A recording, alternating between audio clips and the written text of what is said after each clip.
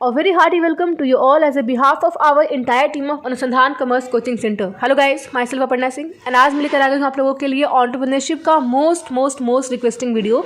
MCQ question तो मैंने पहले पोस्ट कर दिया है आपको, तो आज मैं लेकर आ गई हूँ आप लोगों का सब्जेक्टिव क्वेश्चन एंटरप्रेन्योरशिप का, जो कि आपके एग्जामिनेशन के पॉइंट ऑफ व्यू से बहुत ही इंपॉर्टेंट क्वेश्चन होने वाले हैं।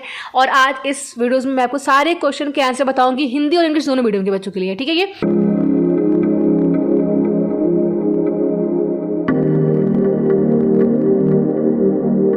आप देख लीजिएगा, सारे क्वेश्चन हिंदी में भी हैं, इंग्लिश में भी हैं और सारे आंसर हिंदी में भी और इंग्लिश में भी है। तो ये वीडियोस मैं स्क्रीन पर मैं लेकर नहीं आई हूँ बिकॉज आप लोगों के लिए पीडीएफ फॉर्म में अगर मिल जाएगा आंसर तो शायद आप लोगों के लिए पढ़ना और ईजी हो जाएगा, दैट्स वाई। तो ठीक है, तो स्टार्ट करते हैं वीडियोस टाइम वेस्ट ना करते हुए गाइज। एंड बात रही चैप्टर्स की, तो मैंने जितने चैप्टर्स के वीडियोस बनाए हैं वहाँ तक पढ़ा होगा आप लोगों ने, और आगे के चैप्टर्स आपको ओल्ड प्लेलिस्ट में मिल जाएंगे। पिछले साल के चैप्टर्स में और अभी के चैप्टर में कोई भी आगे चैप्टर में चेंजेस आए हुए नहीं है, तो आप ओल्ड वीडियोस को प्रीफर कीजिए, कोई दिक्कत उसमें आएगी नहीं। ठीक है, तो स्टार्ट करते हैं एंटरप्रेन्योरशिप का मोस्ट इंपॉर्टेंट वीवीआई क्वेश्चन। तो टाइम वेस्ट ना करते हुए गाइस, फर्स्ट क्वेश्चन यहाँ पे देखते हैं आपका, what is promotion of a venture? उद्यम का प्रचार क्या है? ये सारे क्वेश्चन आपके जो है बीएससीबी बोर्ड में बार बार रिपीट करते गए हैं, बार बार कंटिन्यूसली क्वेश्चन बार बार आए हैं बैक टू बैक, तो सारे इंपॉर्टेंट क्वेश्चन आपके सामने यहाँ पे खड़े हैं। और हाँ, 2023 में ये सारे क्वेश्चन के आने की पॉसिबिलिटीज 99% है, तो आप पढ़ लीजिए इसको। ठीक है, आप लोग के लिए शायद ही हेल्पफुल होगा। अब देखते हैं क्या, what is promotion of a venture, यानी उद्यम का प्रचार क्या है? मैंने सब कुछ पढ़ाया हुआ है आप लोगों को पहले से ही। आंसर है, promotion is a process of development of a specific business enterprise. In fact an enterprise is the sum total of the activities of all the persons involved in the development of a business enterprise। यानी उद्यम का प्रचार क्या है? तो Hindi answer इसका है कि पदोन्नति एक विशिष्ट व्यवसायिक उद्यम के विकास की प्रक्रिया है। वास्तव में एक उद्यम एक व्यवसायिक उद्यम के विकास में शामिल सभी व्यक्तियों की गतिविधियों का कुल योग है। ठीक है, आंसर भी है, क्वेश्चन भी है, स्क्रीनशॉट निकाल लिए होंगे, पढ़ लीजिए इसको। एग्जामिनेशन बहुत नजदीक है, याद कर लीजिए सारा क्वेश्चन, जितना मैंने क्वेश्चन अभी पोस्ट किया आपको याद कर लीजिए। अब आपका नेक्स्ट क्वेश्चन है, सेकंड क्वेश्चन दिख रहा होगा आप लोगों को यहाँ पे कि स्टेट, हाँ थोड़ा सा फास्ट बोल रही होंगी मैं, तो कोई दिक्कत नहीं है, सबका वीडियोस आप फास्ट करके पढ़ते हो, मेरा थोड़ा स्लो करके पढ़ लेना। ठीक है, चलिए, state differences between entrepreneur and entrepreneurship. मैंने बार बार बताया बेटा कि एंटरप्रेन्योर क्या होता है, एंटरप्रेन्योरशिप क्या होता है, यानी उद्यमी और उद्यमिता के बीच अंतर बताएं। तो सिंपल सी बात है कि entrepreneurship is the tendency of a person to organise the business of his own and to run the profitability using all the qualities of leadership, decisions making and managerial salary etc. The term entrepreneur is often used in interchangeability with entrepreneurship। पढ़ने की need मुझे शायद नहीं है, आप लोग पढ़ लेंगे क्या है। ओके, मैं या तो हिंदी बोलूंगी या फिर इंग्लिश बोलूंगी। ओके, आप लोग स्क्रीनशॉट निकाल के याद कर लीजिएगा उसको। ठीक है, चलिए अब चलते हैं क्वेश्चन नंबर थर्ड, वो क्या देखते हैं, What is marketing research? Marketing research क्या है? Under marketing research, all marketing activities are in depth study. Generally, efforts are made under it to know what consumer wants. He will need a product at which value and in which quality. When he will need the product, further which kind of advertisement and distribution channel he will like। ठीक है, marketing research क्या है? हिंदी में सबको पता होगा कि मूल्य किस मात्रा की उत्पादन की आवश्यकता होगी, है ना, उत्पादन की आवश्यकता कब होगी, किस प्रकार से विज्ञापन करवाएंगे, सब कुछ क्या है आपका बेटा मार्केटिंग रिसर्च में आते हैं। हिंदी क्वेश्चन आपको दिख रहा होगा, आंसर पढ़ लेंगे उसको आप लोग। चलिए अगला हिंदी पढ़ते हैं हम। बाजार मूल्यांकन को परिभाषित कीजिए। हिंदी है कि उत्पादों या सेवाओं और आपूर्ति ऐसे कारकों के अलावा विभिन्न अन्य कारकों पर निर्भर करती है, जैसे उत्पाद की गुणवत्ता, आपूर्ति का स्रोत और वितरण के उपकरण। ठीक है, अब देखते हैं 5 क्या है। हिंदी या इंग्लिश दोनों में से कोई एक बोल रहे हैं, कुछ टाइम पास हो जाएगा। ओके, आप लोग स्क्रीनशॉट निकाल के पढ़ते रहिए इसको। अगर हाँ, इस क्वेश्चन में से जितने क्वेश्चन मैं लेकर आई हूँ, अगर कोई ऐसा क्वेश्चन होगा जो समझ में नहीं आ रहा होगा आप लोगों को, तो कमेंट सेक्शन में बता दीजिएगा, उस क्वेश्चन के लिए अलग से वीडियोस में आपको समझा दूंगी। ठीक है, चलिए 5 क्या बेटा, right any 2 steps in the execution of the setting up of an enterprise. यानी एक उद्यम की स्थापना के निष्पादन के कोई 2 चरण लिखिए। प्रोनाउंसिएशन में भी गलतियां हो जाए तो पढ़ लीजिएगा क्या है आप लोग। ओके, नेक्स्ट आंसर क्या आपका, फर्स्ट आंसर आप दे रहे हैं आपको हिंदी में कि एक उद्यम को बढ़ाने के लिए निम्नलिखित चरणों की आवश्यकता होती है। पहला है उद्यमशीलता गतिविधि का चयन, दूसरा है पूंजी की खरीद और निवेश करना, तीसरा है माल और सेवाओं का उत्पादन और वितरण, और चौथा आपका है कि कैनाइल लाभ। आपको पता होगा, मैंने आपको बार बार बताया है कि कैनाइल लाभ क्या होता है। अगला आपका 5 है विस्तार कार्यों में अधिशेष संसाधनों का उपयोग करना। ओके, अगला ऐसे क्वेश्चन है कि why the project report is essential, क्यों होती है इसेंशियल भैया पता होगा आप लोग को। The project report must incorporate all the relevant information with regard to the project and should be submitted to the government industrial department for registration. On the basis of the project report, the temporary registration will be approved of and the permission for setting up of the project will be granted accordingly. जो भी answer है आपको screenshot fast निकालती है और पढ़ते रहिए। Okay चलिए अगला, हाँ अगर आपको BST और अकाउंट्स इन दोनों का भी सब्जेक्टिव क्वेश्चन चाहिए होगा तो कमेंट पे बता दीजिएगा, अगर कमेंट्स आएंगे तो मैं बनाऊंगी वरना फिर नहीं, ठीक है। चलिए और है एक और आप लोग लिए, आपको पता होगा न्यूज़, आपको पता होगा पहले से कि अगर आपको नोट्स चाहिए हमारे चैनल के, बिकॉज इतना टाइम तो नहीं है आपके पास कि बुक्स फिर से पढ़ लीजिए, बहुत सारे बच्चे होंगे जो पढ़े नहीं होंगे कुछ, तो नोट्स हमारे पास अवेलेबल हैं, आपको दिख रहा होगा 699 में आपको सारे नोट्स मिल जाएंगे। एंटरप्रेन्योरशिप के, BST के भी सेम प्राइस है, अकाउंट्स के लिए भी सेम प्राइस है। अगर आप तीनों साथ खरीदते हैं तो 1899 में आपको नोट्स सारा मिल जाएगा। ओके ये नोट्स में क्या बेसिकली कि पूरे बुक का एक समरी है, सारे इंपॉर्टेंट टॉपिक्स हैं। अगर नोट्स पढ़ लेंगे आप लोग, जैसे मुश्किल से एंटरप्रेन्योरशिप मुझे याद है अब तक कि 60 पेज का नोट है, 62 पेज का। ओके 62 पेज यानी 62 एक PDF है, बहुत ही शॉर्ट ही आप लोग के लिए, यानी आप लोग 2 दिन में पूरा बुक खत्म कर दोगे और एग्जामिनेशन में जाके अच्छा मार्क्स आप ला लोगे, ठीक है। चलिए हाँ उस नोट से बाहर कोई टॉपिक एग्जामिनेशन में पूछने वाले नहीं है, ये उनके लिए नोट्स जो बच्चे अब तक अपना प्रिपरेशन नहीं कर पाए हैं, बुक्स नहीं पढ़ पाए हैं, ठीक है। बुक्स पढ़नी है तो कोई दिक्कत आपको नहीं है। चलिए सॉरी, अब देखिए अगला क्या आपका है, डिफाइन स्ट्रेटजीज यानी योजना की परिभाषा को परिभाषित करें। ध्यान दीजिए क्या है, तो अब यहाँ पे है आंसर आपका, योजना के महत्व को स्वीकार करने के बाद बिल बोल्टन और जॉन थॉमस, देखो ध्यान दो ये दो मैंने नाम लिखा हुआ है, आपको अपने आंसर में लिखना है बिकॉज आंसर में मार्क्स ज़्यादा आपको मिल जाएंगे, ठीक है। ने कहा था कि योजनाएं वे हैं जो संगठनों द्वारा प्रीपेड हैं यानी पहले से ही किए गए हैं। यह एक ऐसा मार्ग है जिसका संगठन अनुसरण करता है और यह एक ऐसी निर्णय है जो वे सफलता के निश्चित स्तर पर पहुंचने के लिए पुराने समय में लेते हैं, ठीक है। अब लगे बेटा, व्हाट इज बिजनेस प्लानिंग, क्या है business planning is a written description which clearly specifies the future planning of an entrepreneur, what are the objectives of the entrepreneur and how is going to achieve them, ठीक है। Basic directions in this regard are termed as business planning, ठीक है। Business planning क्या है आपको पता होगा, पढ़ लेंगे हिंदी में क्या है। अगला क्या बेटा कि state the importance of planning, मैंने सब कुछ पढ़ा है आप लोग को बार बार, ओल्ड वीडियोज मिल जाएंगे आपको, पुराने वीडियोज मिल जाएंगे, सब कुछ पढ़ लीजिएगा, ठीक है। नियोजन का महत्व बताइए, तो क्या है बेटा, फर्स्ट है कि एकता और समन्वय स्थापित करना, दूसरा है जल्दबाजी में लिए गए निर्णयों को नियंत्रित करना।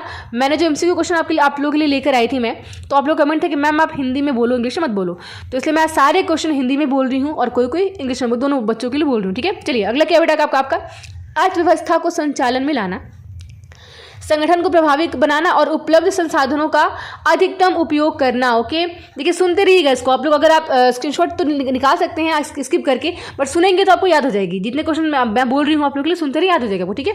अगला है व्हाट इज प्रोजेक्ट अप्रेजल, ठीक है। परियोजना मूल्यांकन क्या है, तो आंसर आपको दिख रहा होगा। Project appraisal here refers to the identification of the economic and financial status of a project, administrative or managerial acumen, technical and cumulative infrastructure in terms of the analysis and appraisal on the basis of which an entrepreneur finally arrives at a decision of starting the business, ठीक है। अगला बेटा क्या है कि mention any 3 objectives of project report, यानी project report की किन्हीं 3 उद्देश्यों का उल्लेख करें।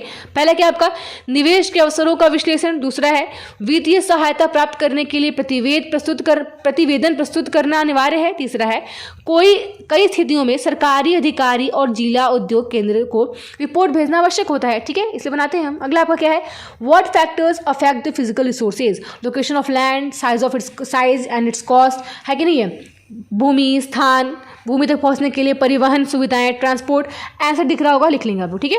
अगला आपका है कि what are the various kinds of resources, ये VVI क्वेश्चन है, आप एग्जाम में बार पूछता है, इस बार आ सकता है।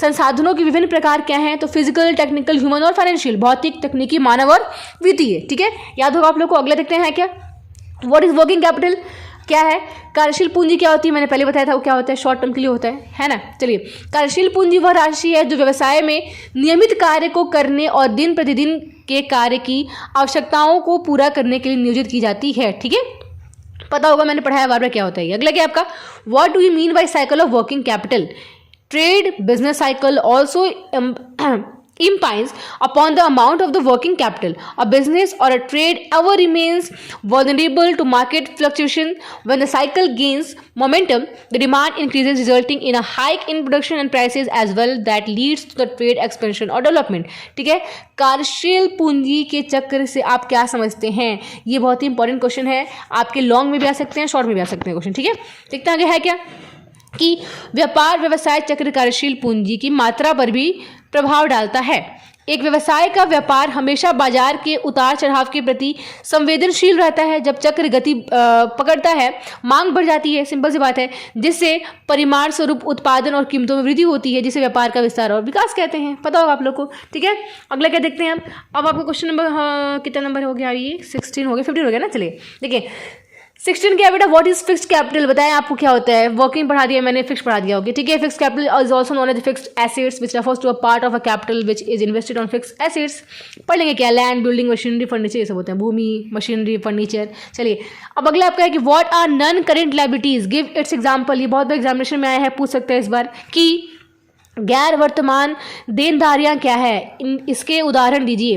तो क्या बेटा, liability whose payment is made after one accounting period are called non current liability. ध्यान देना, भूलना कभी नहीं है. Okay, for example share capital और डिवेंचर. अगला कि जिन देनदारियों का भुगतान एक लेखा अवधि के बाद किया जाता है उन्हें गैर वर्तमान देनदारियां कहा जाता है, जैसे पूंजी और डिवेंचर होता है. चलिए अगला क्या आपका है कि what are non current assets.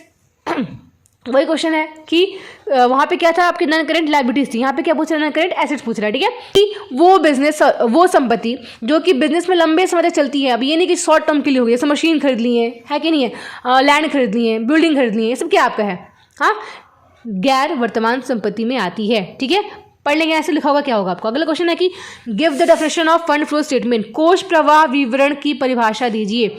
Answer दिख रहा होगा आप लोग को. Statement of changes in financial position summarises for a period covered by it the changes in the financial position including the sources from which funds are obtained by enterprises and the specific uses to which such funds are applied. The Institute of Chartered Accountants of India ये बोले हैं. ठीक है, चलिए अगर answer हम लिख देंगे किसकी डेफिनेशन है तो ये आपके लिए आंसर और ही अच्छा हो जाता है. ठीक है, 20 क्या बेटा, what do you mean by fund flow statement. कोष प्रवाह विवरण से आप क्या समझते हैं, क्या जानते हैं. तो क्या है, ध्यान देना आपको कि फंड फ्लो स्टेटमेंट एक स्टेटमेंट है जो फंड के मूवमेंट को दर्शाता है और बिजनेस अंडरटेकिंग के वित्तीय संचालन की रिपोर्ट है. ठीक है, यह उन विभिन्न संसाधनों को दर्शाता है जिसके द्वारा किसी विशेष अवधि के दौरान धन प्राप्त किया गया था और इन निधियों को किस प्रकार नियोजित किया गया था. ठीक है, दूसरे शब्दों में आप कह सकते हो कि यह धन के स्रोतों और अनुप्रयोगों का विवरण है. अगला क्या बेटा आपका, व्हाट आर सॉल्वेंसी रेशियो. बहुत ही इंपॉर्टेंट क्वेश्चन है कि सॉल्वेंसी रेशियो क्या होता है. What are the main ratios included in it. Hindi की में क्वेश्चन लिखा है क्या, ये हिंदी शायद ये नहीं लिखा गया. ठीक है, हिंदी वही बेटा है, हिंदी सॉल्वेंसी रेशियो को हिंदी में सॉल्वेंसी रेशियो ही कहते हैं. तो क्वेश्चन आपका क्या है कि सॉल्वेंसी रेशियो क्या है. ठीक है, उसमें कौन कौन से मेन रेशियो आते हैं. तो आपका आंसर हिंदी पढ़ते हैं कि तो क्या है, सॉल्वेंसी रेशियो हमें संगठन द्वारा धन की खरीद और संबंधी जानकारी प्रदान कराता है. ओके, व्यवसाय के स्वामित्व द्वारा कितना अंशदान दिया गया है, किया गया है, न कि दिया गया, किया गया है, तथा बाह्य संसाधनों से कितना धनराशि की व्यवस्था की गई है. इसमें से प्रमुख अनुपात हैं, आपको पता होगा क्या क्या आता है बेटा. डेट इक्विटी रेशियो आता है, सेकंड आपका इंटरनल कवरेज रेशियो आता है. ठीक है, डेट फंड रेशियो आता है, ऑनर्स फंड रेशियो आता है. हिंदी में लिखा है कि ऋण इक्विटी अनुपात आता है, आंतरिक कवरेज अनुपात आता है, ऋण निधि अनुपात आता है और मालिक का कोष अनुपात आता है. अगला है डिफाइन द रेशियो, अनुपात को परिभाषित करें. पता होगा क्या होगा भैया, आंसर देख लेंगे क्या है, मैं बोल नहीं रही हूँ. ठीक है, अगला क्या आपका, what is profitability ratio. Answer भी दिख रहा होगा आप लोगों को भैया कि लाभ प्रदता अनुपात क्या है. आंसर सब कुछ साफ साफ दिख रहा होगा, स्क्रीनशॉट निकाल के इसको पढ़ लेंगे. ओके, बिकॉज मुझे पढ़ाना तो भी है नहीं, है ना, बोलने से टाइम पास होगा आप लोग का. मैंने चाहती हूँ वीडियोस बहुत ज़्यादा लंबी बने. अब अगला क्या है बेटा, what is current ratio and अगला है व्हाट इज कंट्रीब्यूशन, यानी वर्तमान अनुपात क्या है और योगदान क्या है. देख लेंगे क्या है, 25 और 24 ये क्वेश्चन नंबर आपका है. आंसर साफ साफ लिख रहा है, हिंदी में भी इंग्लिश में पढ़ लेंगे साफ साफ. चलिए अगला क्या है बेटा, write the features of break even analysis. सम विच्छेद विश्लेषण की व्यवस्था की विशेषताएं लिखिए. ओके, वीडियोज आप लोगों के लिए हेल्पफुल होगी, हेल्पफुल तो खैर होगी, एग्जाम का तो आप लोग पता चल पाएगा. ओके, चलिए अगर आप लोग को वीडियोज अच्छा लग रहा होगा तो गाइज प्लीज़ प्लीज़ प्लीज़ इस वीडियो को लाइक कर दीजिएगा, बिकॉज बहुत मेहनत से वीडियोज बनती है. अभी मैं अपने सेट पर नहीं नहीं हूँ, आउट ऑफ सेट हूँ, फिर भी आप लोग की वीडियोज़ यहाँ पे जा रही है। मैंने बोला था कि वीवीआई क्वेश्चन आएंगे तो आएंगे, ठीक है। अब अगला क्या बेटा, write the features of break even. हाँ, अगर बीएसटी का भी चाहिए होगा तो प्लीज़ कमेंट में बता दीजिएगा। अगला है write the features of break even analysis. सम विच्छेद विश्लेषण की विशेषताएं लिखिए।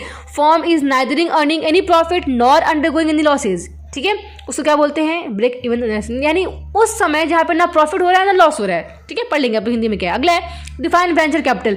बार बार मैंने पढ़ाया क्या होता है भैया कि वेंचर कैपिटल को क्या होता है क्या नहीं होता है, मैंने बार बार पढ़ाया, पढ़ लेंगे क्या है, आपको आप ऐसे लिख रहा होगा, ठीक है। अगला क्या क्वेश्चन आपको बोल रहा है, 30 क्वेश्चन पढ़ते हैं। ये है state any 2 features of venture capital. देखिए जोखिम पूंजी की कोई भी 2 विशेषताएं बताएं, ऐसे दिख रहा होगा आप लोग को 2 विशेषताएं। मैं पढ़ूंगी नहीं, टाइम पास होगा, फिर से मैंने बोला है। अगला है कि state sources of venture capital. उद्यम पूंजी के स्रोत क्या क्या है, ये बहुत इंपॉर्टेंट है। एग्जिम बैंक है, IDBI वेंचर फंड है कि नहीं, technology development and information company है, IFCI वेंचर कैपिटल है, गुजरात वेंचर फाइनेंशियल लिमिटेड है, इसको जो बोलते हैं हम लोग GVEL बोलते हैं, ओके। पढ़ लेंगे क्या क्या है सब। हिंदी में सेम नाम है, बस उसको हिंदी में लिखते हैं हम लोग, कुछ चेंजेस आती नहीं है हिंदी में। अगला है what are the limitations of labour intensive technique. श्रम गहन तकनीकों की सीमाएं क्या है, मैंने पढ़ाया था आपको, 2 होते हैं, लेबर इंटेंसिव और कैपिटल इंटेंसिव, याद होगा तो पढ़ लेंगे, ठीक है। 33 क्या बोल रहा है आपको कि what are limitations of capital intensive, यानी पूंजी गहन तकनीक क्या होता है। दोनों क्या होता है बेटा कि एक जो है आपको दे रहा है श्रम गहन, वहाँ पे क्या होता है कि आप ज़्यादा काम कराते हो अपने कर्मचारियों से। वैसा व्यवसाय जहाँ कर्मचारी बहुत ज़्यादा होते हैं और मशीन कम लगती है उसको क्या बोलते हैं, श्रम गहन बोलते हैं। और वैसा व्यवसाय जहाँ पे बहुत ज़्यादा आपने मशीन का प्रयोग किया हुआ है बट जो कर्मचारी है वो बहुत कम है, उसको क्या बोलते हैं हम, कैपिटल इंटेंसिव बोलते हैं।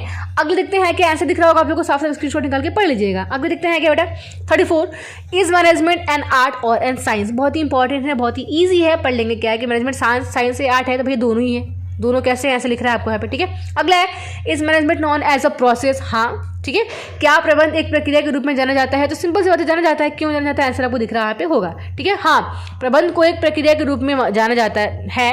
प्रबंध प्रक्रिया में नियोजन, आयोजन, नियुक्ति, निर्देशन और नियंत्रण का प्रयोग शामिल है और यह सभी परस्पर संबंधित गतिविधियां हैं। पढ़ लेंगे है कि अगला आपका इज मैनेजमेंट ऑफ प्रोफेशन। मैंने पढ़ाया आप लोगों को क्या प्रबंध एक पेशा है, तो सिंपल सी बात है क्या है कि नहीं है। तो ध्यान दो, इसमें ना आप हाँ बोलोगे ना बोलोगे। जैसे मैंने बोला है कि साइंस और आर्ट में सिंपल से बोलेंगे हाँ है, लेकिन प्रोफेशन में ना आप हाँ बोलोगे ना आप ना बोलोगे। आप बोलोगे कि भैया कुछ स्कॉलर यानी कुछ जो भी आपके व्यक्ति हैं, विद्वान हैं, उनके द्वारा बोलेगे कि हाँ प्रबंध पेशा है, और कुछ ने बोला है कि ना प्रबंध पेशा नहीं है। आंसर में साफ लिखा है, पढ़ लेंगे किसने क्या बोला है, ठीक है।